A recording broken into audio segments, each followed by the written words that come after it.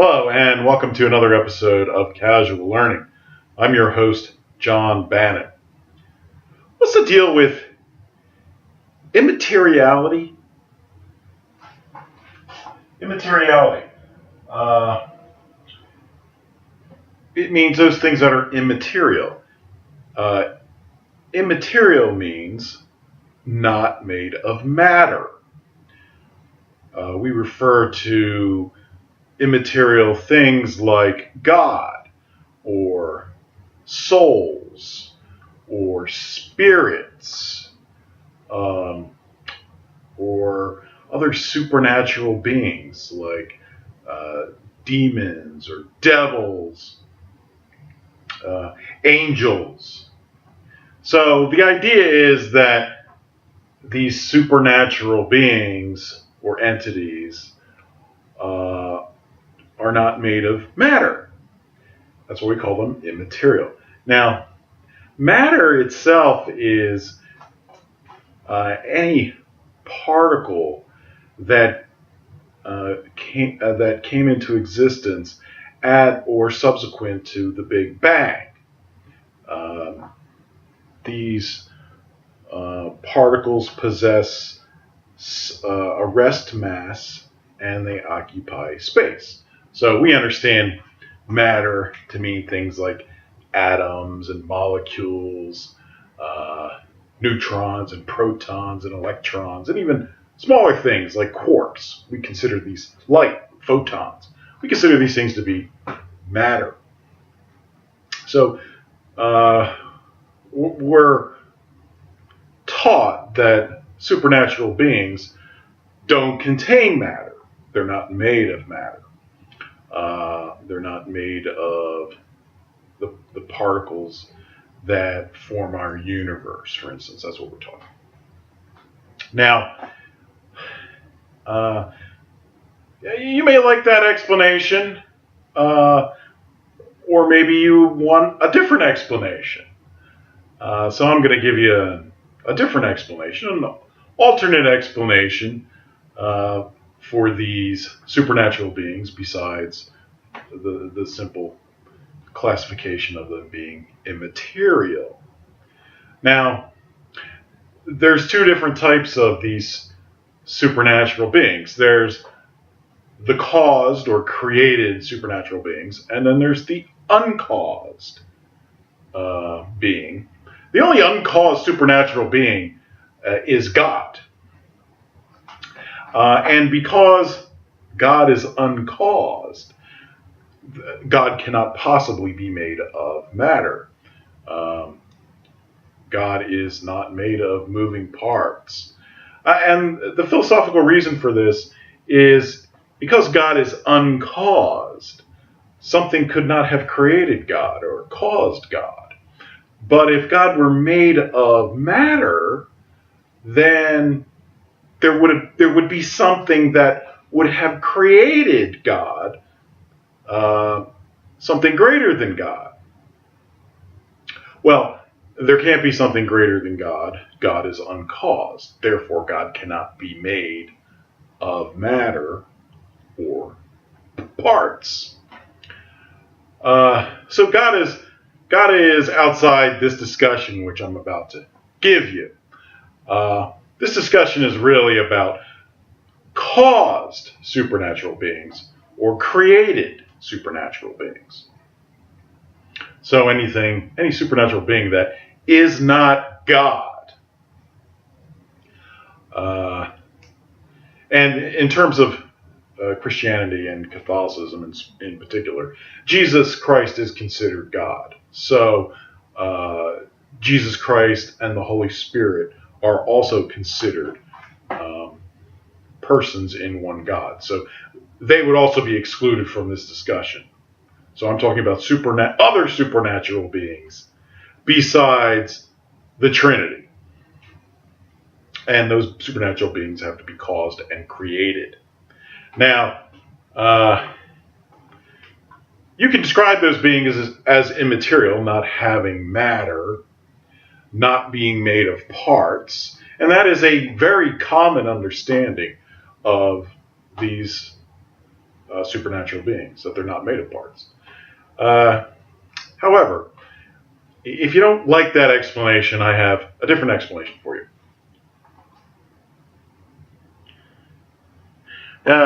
It seems to me that you can create a proof that these other supernatural beings and the soul would also be included in that as an immaterial supernatural being, must be made of parts.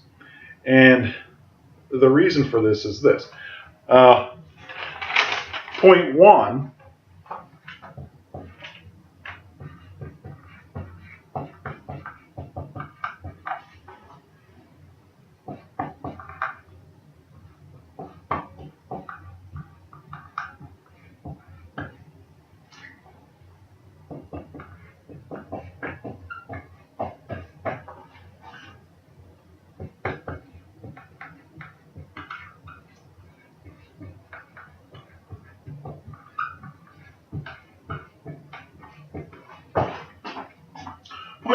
anything that changes in itself is made of moving parts. So, if the thing itself is capable of change, then it must be made of moving parts. Without moving parts, there can't be change. So anything that changes in itself has to be made of moving parts. Now, these other supernatural beings, they do change. The soul or consciousness changes. You can think one thing and then moments later think another. So consciousness can certainly change.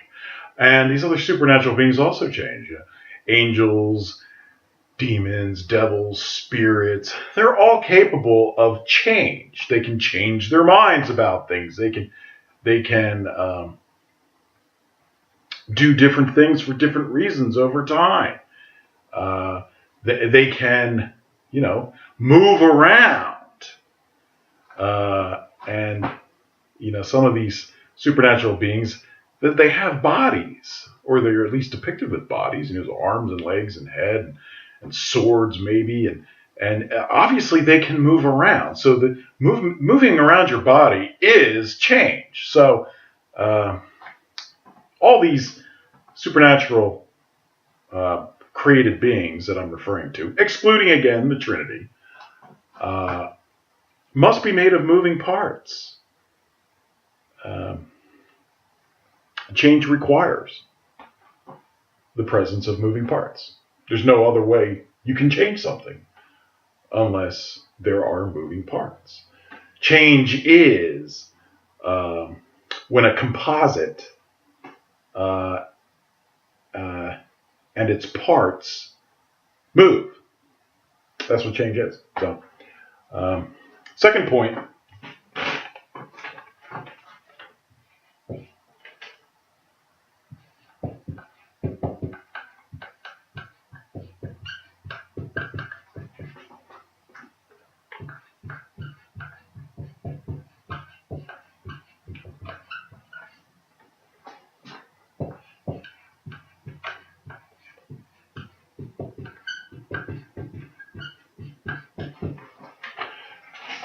An immaterial created being changes in itself. So I just described that for you, that these immaterial created beings change. They can change their minds, they can change the movement of their bodies, they can wield swords, they can move around. So they can change in themselves. Now, something, for instance, that couldn't change in itself would be like an indivisible unit of matter. The smallest form of matter we know of is the quark. And we're not aware of being able to divide a quark any further. Now, that's not to say you absolutely can't. I'm not sure. But let's just take that as an example of an indivisible unit of matter. such a thing could not change in itself. It can be a part of change because it can be a part in a composite that changes. Let's say several quarks that create um, a proton. But the quark itself, being indivisible, the quark itself cannot change in itself. That would be called a simple thing, meaning it doesn't have parts. That's an example. Now, it may be that there are even smaller units of matter that we haven't discovered yet, but at some point you reach something called the Planck scale, where things get so small you can't get any smaller and even make sense of what it is that you're talking about. So at some point in physics, you end up with an indivisible unit of matter because you can't test or measure for anything smaller than that. So there's no way to even know it's there, if it's there. So an indivisible unit of matter would be an example of something that's simple, not made of parts. But created supernatural beings that change in and of themselves must be made of moving parts. Okay, a third point.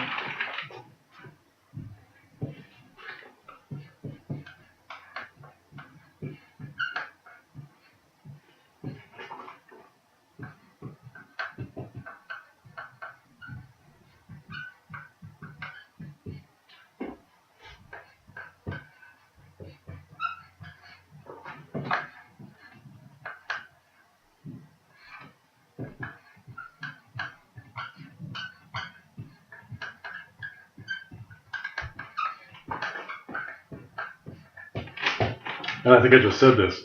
Therefore, an immaterial created being is made of moving parts. So, this idea of describing these created supernatural beings, excluding the Trinity, as immaterial,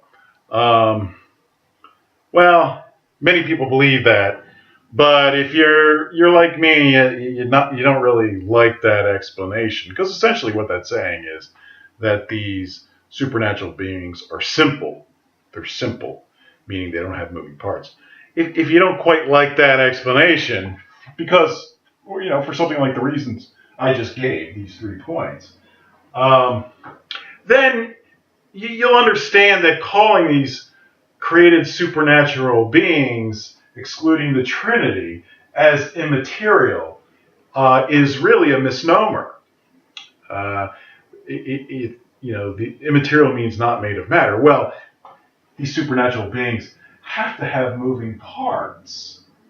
So that doesn't seem to me that they don't possess something we can refer to as matter, meaning moving parts. So I think when discussing these specific supernatural beings and their moving parts, you have to come up with a different way to describe them than immaterial.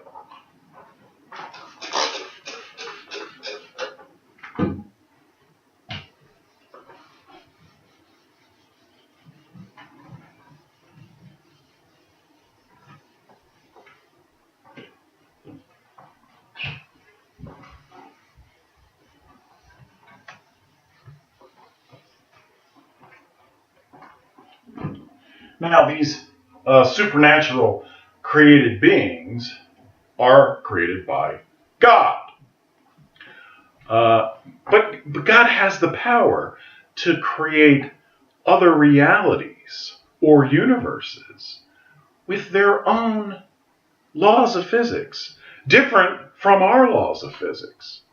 And indeed, God has the power to even surround a place or a being or a creature with its own laws of physics.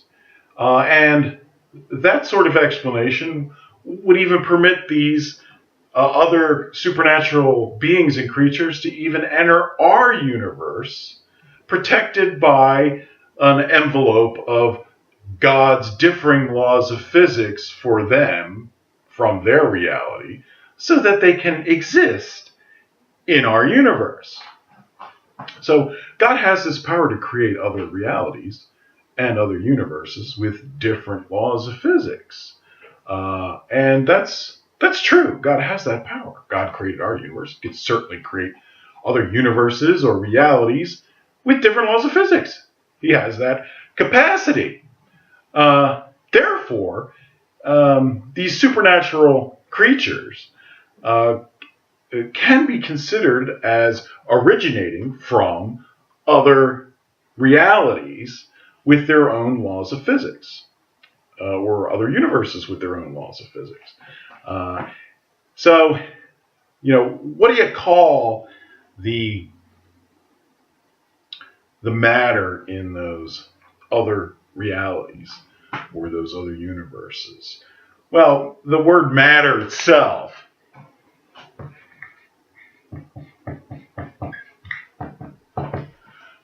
generally refers to our universe.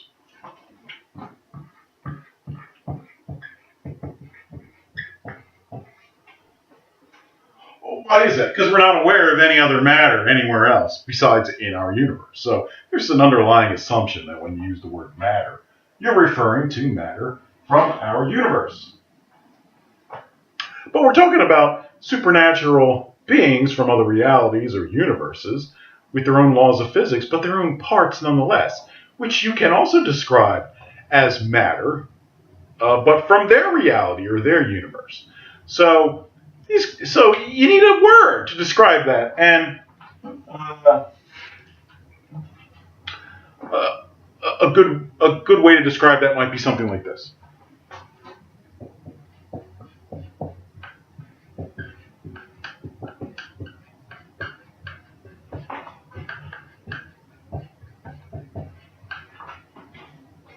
You could call it extra universal matter. Like extraterrestrial, beyond the Earth. Well, extra universal, beyond the universe. Matter from beyond the universe, extra universal matter. Or, for short,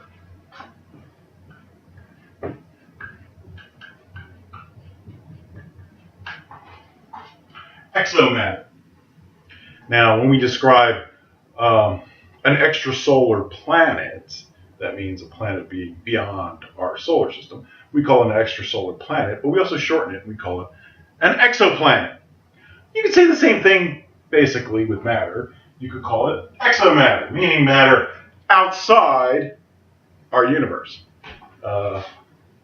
Extra universal matter, matter outside our universe, or exomatter.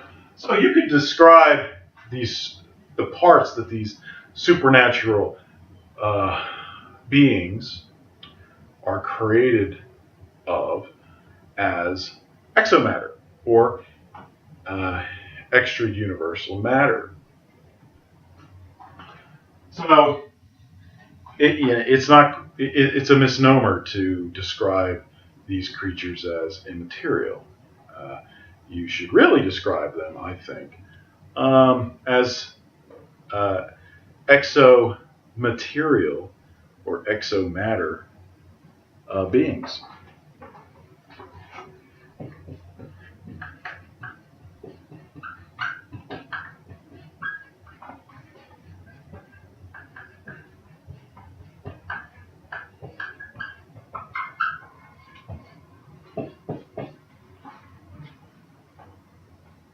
So exomatter or exomaterial beings. That's a better description of what these supernatural beings, besides the Trinity, actually are. Unless, of course, you like the idea of them being immaterial, that is, not made of parts, being simple and not made of matter. Essentially being forms or subsistent forms. That sort of philosophy.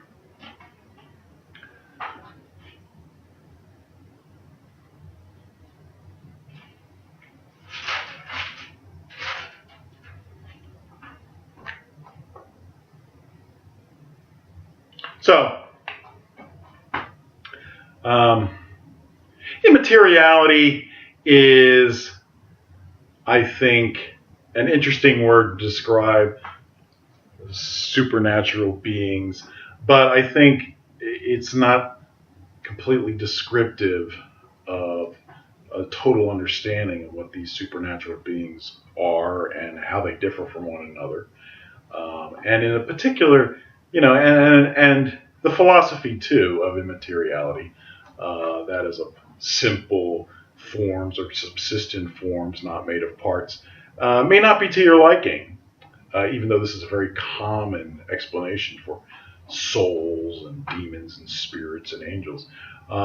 If you think that rationally these beings really ought to be made of parts, then better description might be exomaterial or exomatter or extra universal matter or exomaterial beings, extra or exomaterial or exomatter beings, something like that. Anyway, I thought I would just give you some understanding of differences in these sort of supernatural creatures and a different philosophical approach to labeling them and classifying them. All right, so this is all in good fun. If you have any questions or comments, please leave them below, and please press the subscribe button and the like button. A big issue for a lot of people is the soul and consciousness. And when you talk about an immortal soul, it's often described as immaterial, that is not made of parts. And that's a very common explanation. But I gave you the logical reasoning why soul should in fact be made of parts. So calling something an immaterial soul is not exactly accurate, at least from my philosophical viewpoint. Something like an exomaterial soul makes more sense to me. But then again, this is personal choice, which kind of philosophy makes more sense to you or that you like better. All right, well, take care.